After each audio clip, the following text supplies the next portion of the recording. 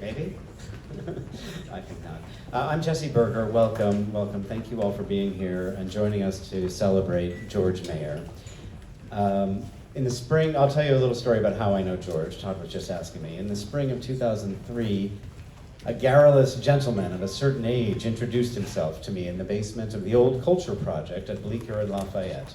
He had just seen Red Bull's inaugural production, Shakespeare's Pericles. I don't remember much about the conversation, but he seemed to like the production and wanted to know the person behind it. He handed me a business card and asked me to contact him.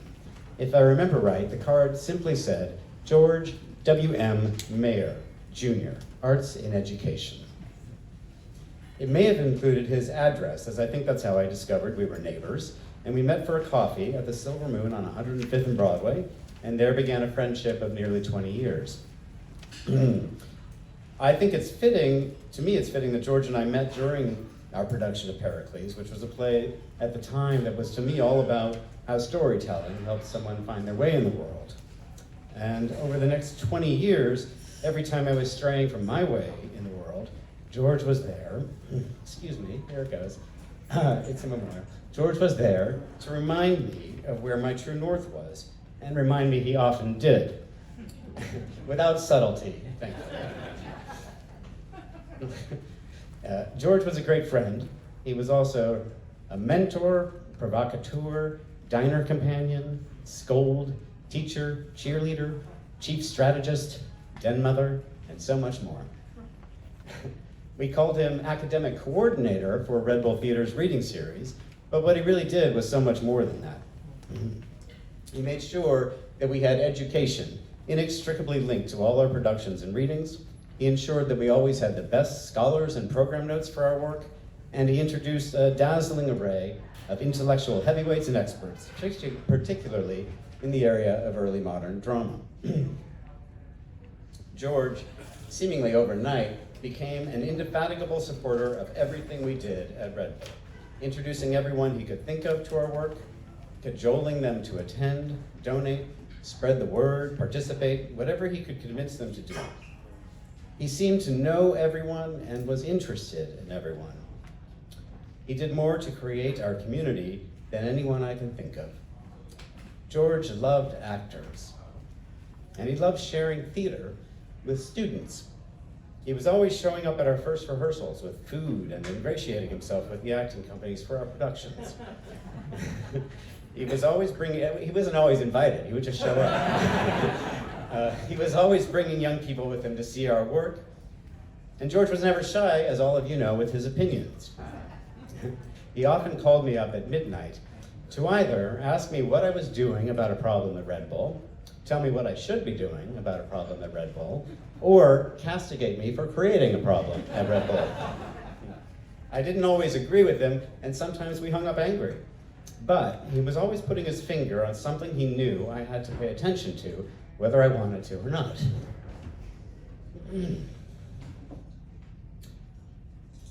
Excuse me, whether I wanted to hear it or not. And I knew it was because he cared deeply about what we were doing.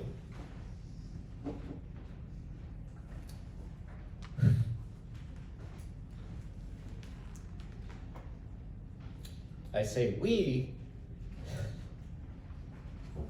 because George was a full partner, at Red Bull Theater. And we miss him.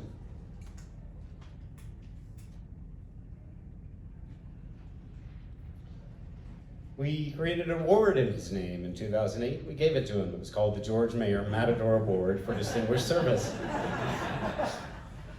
And his service was more than distinguished. It was dogged, it was driven, it was determined, it was delightful, it was enlightened, and it was all-encompassing. And damned if I know if Red Bull Theater would be here without him.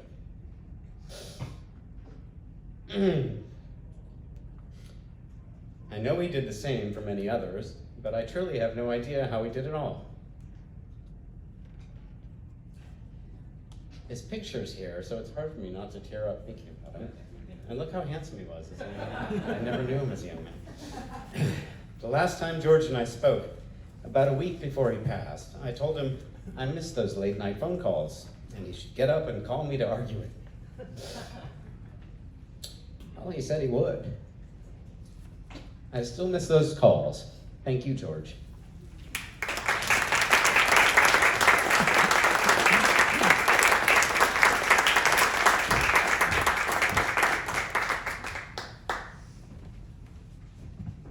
I never got the knack of calling him George. He was and always will be Mr. Mayor to me. I met him 50 years ago in a classroom on the second floor of the old building at Trinity School. He wore an olive summer suit, something a tad more subdued than the haute couture Madras masterpiece he models in this phenomenal portrait.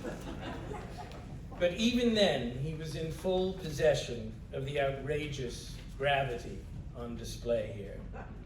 I am my own damn self, his fearless straight-to-camera gaze tells us.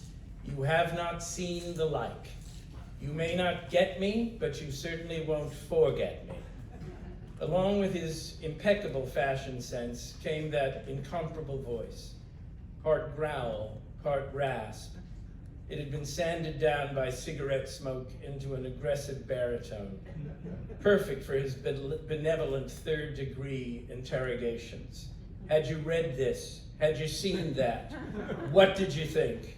And by the way, when were you ever going to finish that paper? And there was my personal favorite, trotted out whenever my teenage self complained of some slight, some disappointment, some massive injustice. What do you want? An egg in your beer? Some mention must be made here of Mr. Mayor's delightfully ramshackle conduct of domestic life. Housekeeping was not a strength. Books and papers overran his apartment. It had been decorated with words. In the years when I was his student, he had a dishwasher that was perilous to run and drove an ancient Volkswagen Bug with a troubled gearbox and a rusted out floor. His car gave new meaning to the phrase, keeping your eyes on the road. You could look straight down and study it very closely. Somehow his smoking never bothered me. I did have a bit of trouble with his vigorous and very public use of toothpicks. I remember his utterly novel cure for my frequent episodes of schoolboy writer's block. An inspirational quote from Sir Philip Sidney, the second greatest sonneteer of the Elizabethan age, the final quatrain of the first poem in the Astrophel and Stella sequence. Biting my truant pen, beating myself for spite, fool, said my muse to me, look in thy heart and write. I remember my disintegrating copy of Joyce's Portrait of the Artist as a young man, its green cover scotch taped to its broken spine, and Mr. Mayor insisting that I obsess about the construction of two perfect paragraphs near the end of chapter 4, in which Stephen Dedalus famously sees the girl on the Dollymount Strand and merges momentarily and ecstatically with the wild heart of life. He had me diagramming the sentences, analyzing the tidal pulse of the prose, pulling apart the structure in order to understand how the magic of those lines, an outburst of profane joy, was made. Have I ever read as closely and as hungrily as I did for his classes? I tend to doubt it. In the spring of my senior year, I was agonizing over a speech I had to give on graduation day. Cocky adolescent that I was, I had in mind an elegy with a couple of good jokes, a summing up of the 4 years my classmates and I were concluding. I made many false starts. Mr. Mayor looked over the drafts. This one was glib and false, another strained for a bogus sophistication, and on and on. On the night before I was to speak my little piece, I was at an utter loss. Make it an outcry of love, was my teacher's astonishing suggestion. Once again, he was telling me to look in my heart and write. I started over and stayed up all night. I'm not sure I entirely rose to the level of that bold and inspired advice, but I've never forgotten it. Mr. Mayer was a militant humanist, zealously practicing a religion for the irreligious. I think his life was dedicated to the belief that salvation could be gained through the mysterious and magical communion we can have with words, with music, with drama. We all know that his final years were spent in cruel incarceration. But even on his nursing home bed, he continued to burn with what he had told me Walter Pater called a hard, gem-like flame. 3 weeks before he died, he phoned me to discuss a book about Robert Lowell that I had given him for Christmas. He spoke of Eliot's influence on Lowell. He spoke of recently published rumors about Eliot's love life. He spoke of Elizabeth Hardwick and the New York Review of Books. He was still teaching. I thought often in the weeks since Mr. Mayer's death of the assault on New York of a young man from Pittsburgh, besotted with the theater and helplessly in love with literature. Many years ago, he made his own Pilgrim's Progress to this city, the only place one can possibly imagine him living. He was on a quest, seeking the true, the good, the beautiful. Mr. Mayer's quest was glorious, and it ended in success.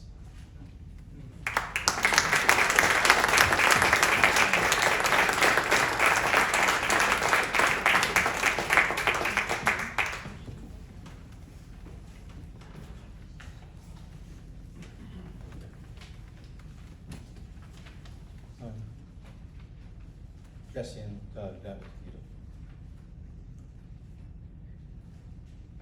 beautiful. It's very hard to do a play and gather together kindred spirits. And among the kindred spirits are advocates who do the incredibly important and usually thankless task helping to find an audience.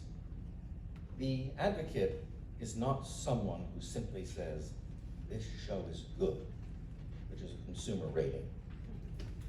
The advocate illuminates why the production is important, should be seen.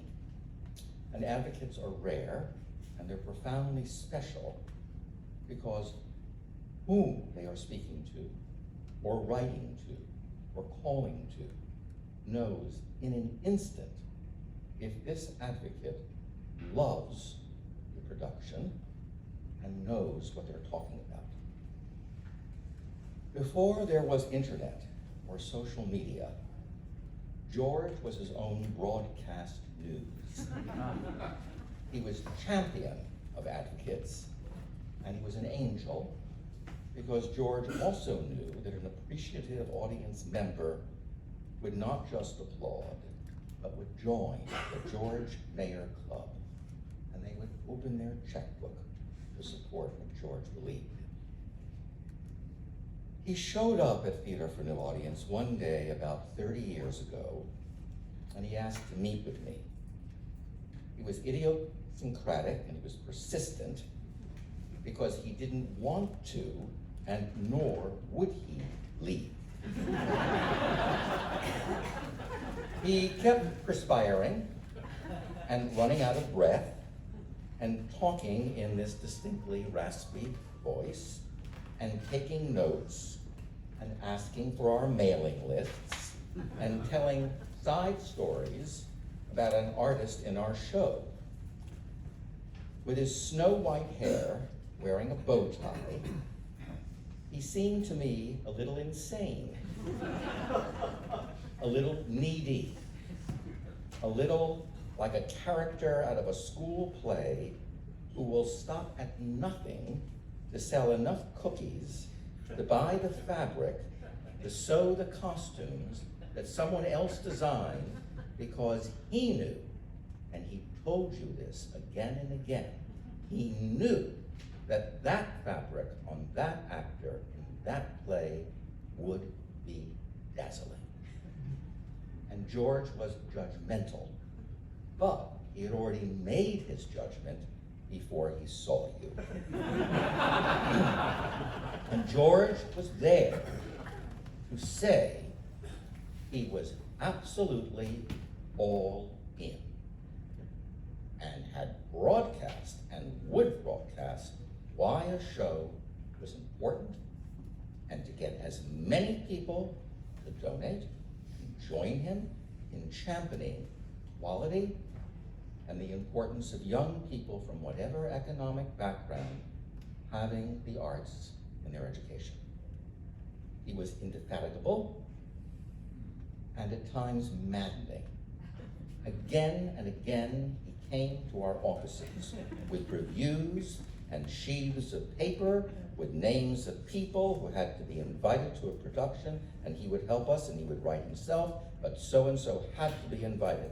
I had to navigate around it in the offices to try to get someone's attention when George was at Theater for New Audience. I had to try to be heard. He loved gossip about a production, but it wasn't malicious. He wanted you to know he knew he cared. He was the first one to tell me that Jerry Gutierrez had died soon before rehearsals were to begin for a play called Engaged by W.S. Gilbert. He was the first one to tell me that he was absolutely thrilled that Doug Hughes took over as director for Engaged. He loved and he was enraptured by Aaron Arbus's success with Othello, starring John Douglas Thompson. And over the years, he not only advocated for Theater for New Audience, but he would write me about other theaters and performances by other artists at other theaters. I had to see The Changeling at Red Bull. I had to see David Barlow in Gertrude the Cry. It was the last performance tomorrow. I had to see 2 one-acts by Tom Stoppard and Vaclav Havel. And he wanted me to know that he approved of that theater company, and I had to go to the Resonance Ensemble. And George didn't only broadcast, he also impressed. He impressed our board chair, Ted Rogers. And George, in all this enthusiasm, was absolutely right. You see, George's advocacy is no different than the most successful Broadway impresario or the chair of the biggest arts organization. It is about love and the fearless expression that you care and that something is of utmost value. And that was George's passion. And it was no less than he was exhorting a lifeguard on a beach to throw a life ring to a drowning person. The last message I had from George was a voicemail congratulating me. I had won an Obie. Even when he was sick, very sick, he wanted me to know that he cared, and he was giving everything he possibly could. And tonight, before I came here, I was told that his estate had honored Theater for New Audience amongst other theaters with a very generous gift. Thank you.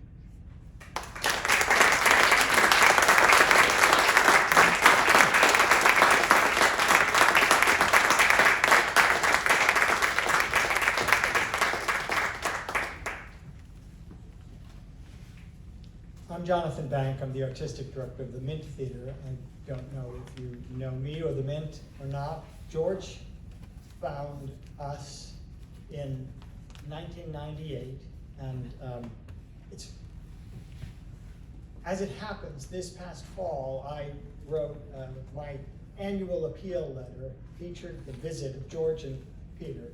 And it was always George and Peter to me, because neighbors on Riverside Drive, and always came to the Mint together. And I don't know whether in 1998, Peter, I don't want to tax your memory, but if we talked after the first show that you'd seen, or you scouted for 3 or 4 shows and then stuck around one night as I was cleaning up the concession stand. Yeah, and it was my first encounter with people who wanted to help, who wanted to know more, who wanted to know what they could do. And George had what what I recounted in my letter this fall was that George asked questions that I remember very clearly today, that I'm still trying to answer. And there was something about that meeting that stuck with me so strongly, and it was a turning point in a way, because I knew whoever these men were, I knew that they knew what was going on in the New York theater, and that they had decided I was worth talking to. That meant so much to me. And listening here to Jesse and to Jeffrey, Doug, I realized what I think I've always known is I didn't know George very well, but he knew me. And the last time I spoke with him on the phone, he reminded me, he asked me questions about personal secrets that I had revealed to him in a moment of weakness that nobody else knows. You don't know. Sherry, you don't know. People that I've known for a long time. But so George listened, but he wasn't interested in, he was interested in talking, but not about himself, about you, and about the work, and about the world, and about what you needed to do. But I failed to make good use of George. I don't have any, my card, I think, said educational consultant is what he gave me. And I said, we don't have an education program. I'm not going to have an education program. And George didn't maybe badger me as hard, but he did for a while, but it actually is taking you guys, oh yes, that's right. I remember those phone calls. I remember those questions. But what I will share with you is that as an advocate, the first thing that George did for me in 1999-2000, a production of The Boise Inheritance, he said, people should see this. And he bought a house. He bought an entire house and he filled it with his friends. And then he did, but no, not just that. Then he made sure that I got everyone's address.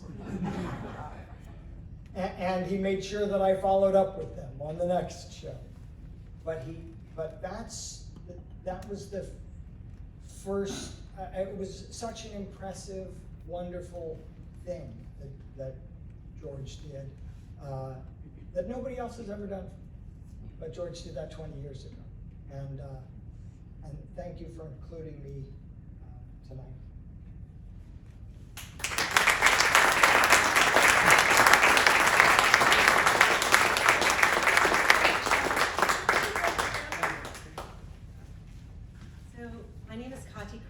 And I'm a longtime board member for the New York City Arts and Education Roundtable.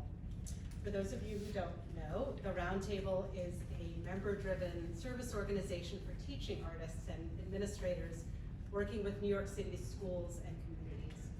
Through conferences, workshops, and programs, we aim to elevate and sustain the quality of arts education services provided by our members to tens of thousands of people across our city, from 3-year-olds to senior citizens, every day. And I'm so glad to be here on behalf of the Roundtable to speak about George's passion for arts education and his many years of volunteer work for our organization. Several of my fellow board members, past and present, are also here today, and it's been a real joy to have them share their own memories of George with me over the last several weeks. George got involved with the Roundtable because of his devotion to teachers, his love for young people, and his passionate conviction that every child deserves to have the arts, and particularly classical theater, be a part of his or her education. George was a fixture at many Roundtable events, but especially at our annual face-to-face conference. And in 2011, the Roundtable honored George at face-to-face, and pictures from the event reveal that he received his well-deserved award dressed in a jacket with splendiferous brass buttons and a snappy red polka-dotted tie. Small, scrappy nonprofits like the Roundtable, of which there are so many in this city, and I imagine a few represented in this room, would immediately cease to exist if not for the tireless efforts of volunteers like George. George proofread copy for the Roundtable's conference programs and spent countless hours stuffing conference folders. My colleague Fran Van Horn recalled that George was always a stickler for detail during his years on our conference committee, not only about how a session would unfold and how to populate a panel, but also about the language we used in the program to describe the sessions, just like the English teacher he was. For a number of years, George also helped us to run the oddball, resolutely non-fundraising raffle that used to close out our conference. Everyone got a ticket. Everyone who came to the conference got a ticket. And the prizes included items like donated flamenco lessons, posters for shows that had closed, or tickets to a play that was struggling to find an audience. My colleague Madeline Cohen recalled that George would come to her office at Symphony Space, a short walk from his home, to help organize things. He often brought along his own festive gift wrap for the prizes, keyed to the season, orange and black with Halloween stickers for fall conferences, and would return after the event was over to draft thank you notes to the prize donors with his customary panache. George also supported the Roundtable in our actual fundraising efforts, most notably with a memorable bid on a silent auction item. In addition to being a brilliant composer and the former director of education at the New York Philharmonic, Ted Whippert, sitting there, who co-chaired the Roundtable's board with me for 6 years and is its current chair emeritus. And Ted is a passionate fisherman. In 2011, Ted contributed a red-hot item to our silent auction, the chance to go fishing with him. At the gala, George told Ted that while he didn't like fishing, he did love music. And he told Ted that he'd match the $300 high bid for his fishing trip, but that he wanted music, specifically Ted's music, instead. As it turns out, what George really wanted was to go over to Ted's house, to his home studio in Brooklyn, and watch him compose. Ted was completely flummoxed and told me, I couldn't imagine how I could make this happen. How is this gonna work? He's gonna sit there and gonna compose? No. So the date to watch Ted compose became a running joke between them for years. Ted came to understand that George's generous contribution wasn't just about supporting an organization that mattered a lot to both of them. It really, at its heart, was about encouraging and acknowledging him as an artist. George cared deeply about art, about artists, and everyone who makes art accessible to young people and teachers. All of us at the Roundtable are so profoundly grateful for his friendship and support, and we will always remember him with great fondness.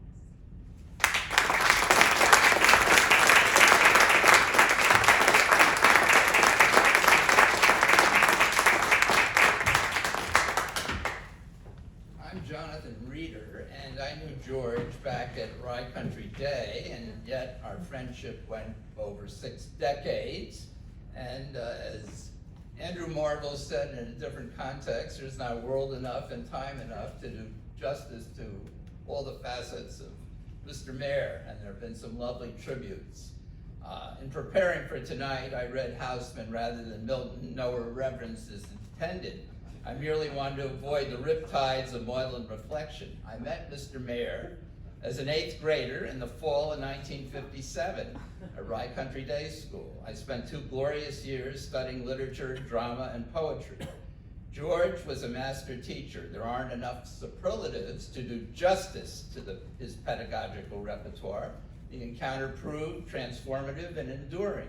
At the time, George was doing graduate work in English at Columbia University, and it was the everlasting benefit of myself and my classmates, for George never saw himself as an English teacher in the traditional sense. His exegeses of literature, theater, and poetry were scintillating. One came quickly to treasure his erudition. George sought to instill in his students a critical appreciation of artistic excellence.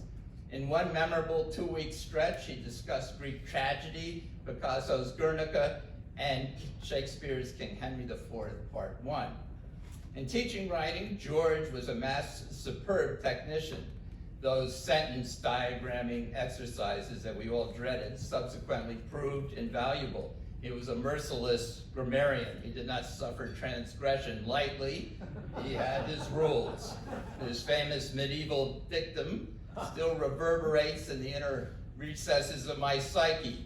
Violators will be banished to the comma blunder dungeon. I brought this up just back in November, so he confirmed this. I'm not embellishing.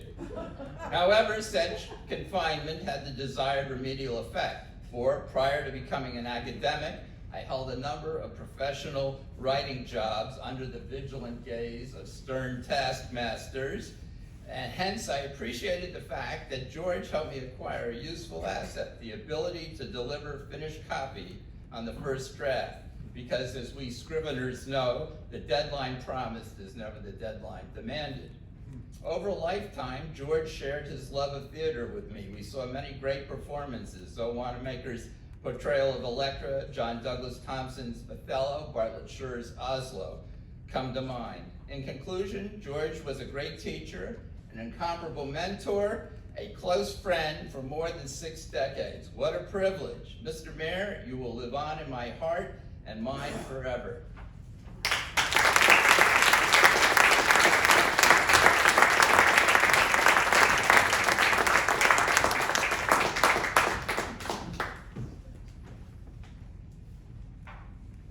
This is my Mr. Mayor notebook that I started in 11th grade. I imagine I'm not the only one in the room to have made such a notebook, but I might be the only one to have it 30 years later. This is a notebook in which Mr. Mayor taught me vocabulary words that I needed to know for the dreaded verbal section of the SAT. Each page of the notebook is divided into 2, and each page has a theme. Page 5, for example, has harmful words on one side and harmless words on the other. Virulent, deleterious, and noxious are opposite innocuous and salubrious. On page 45, quiet words such as reticent and quiescence are across from talkative words such as garrulous and loquacious. Page 77 is dedicated to words related to money: disperse, pecuniary, collateral, mercenary. On the last page lists groups of animals: a fold of sheep, a herd of cow, a bevy of quail. I know Mr. Mayor would be tickled that I'm reading from this notebook today because I brought this notebook to one of my last visits at Riverside, and he loved seeing his red pen make corrections through my bubbly teenage handwriting. No, we agreed sadness was not spelled with 2 Ds, and soothe needed an E at the end. The fact that I still have this notebook so many years later says a lot about the lasting impact George had on my life. My parents sent me to Mr. Mayor in the 9th grade because they were worried about my ability or inability to write. Of course Dalton doesn't teach writing and grammar, he intoned authoritatively to me over and over.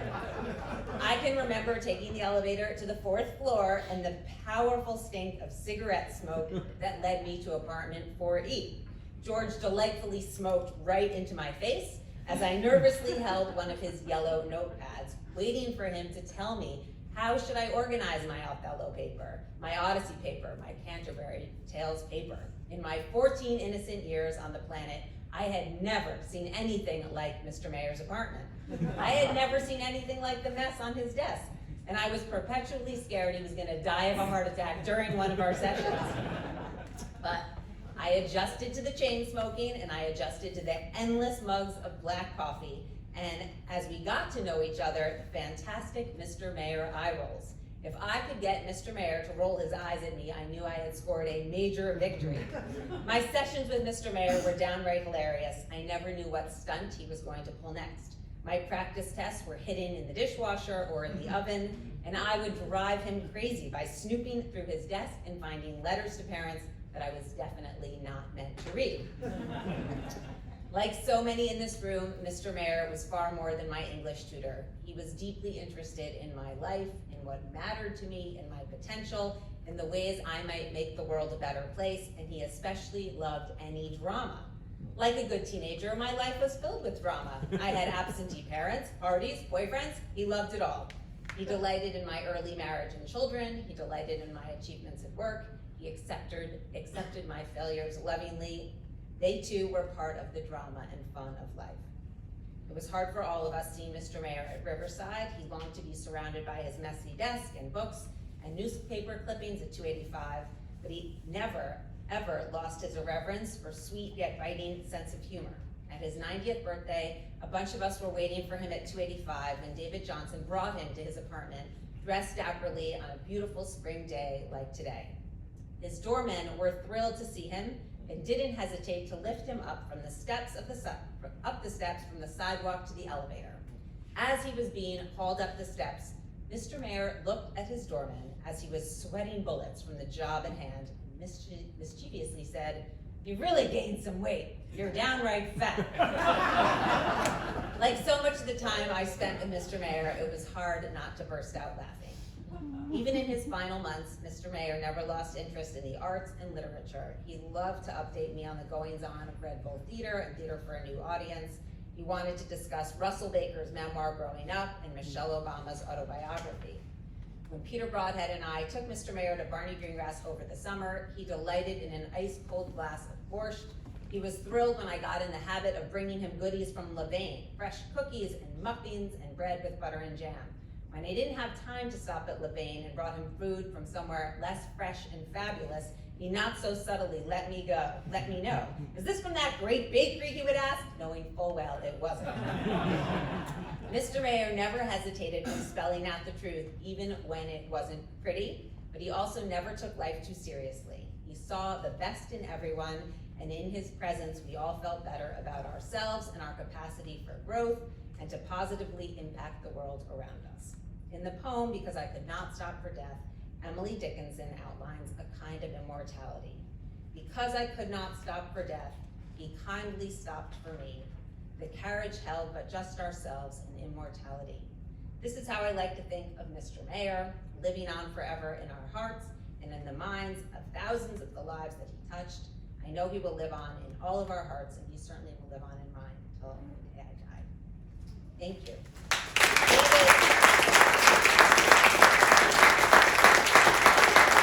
David Johnson will now read some remembrances from family and friends.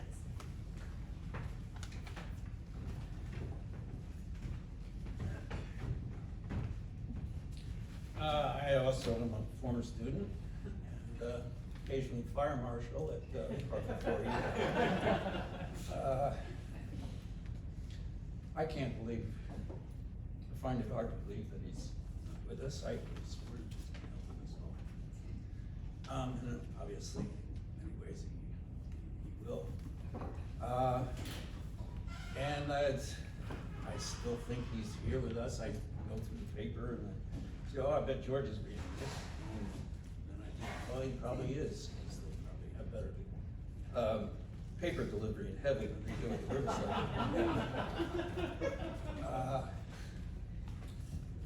I remember one time I brought him back into that horrible facility, which actually he survived better than any of us probably could. And we ran into the head doctor, who we hadn't seen in a while. He was screaming and yelling and complaining about everything. And I said, "Well, he's as irascible as ever." And the doctor said, "Well, that's good news, because that means he still has a will to live." And which he did, right to the end, as you all alluded to. Anyway, I've been asked to read a few remarks from a couple of people. The first is from his nephew, Greg, who couldn't be here. He's taking care of his mother, George's sister-in-law out in Ohio.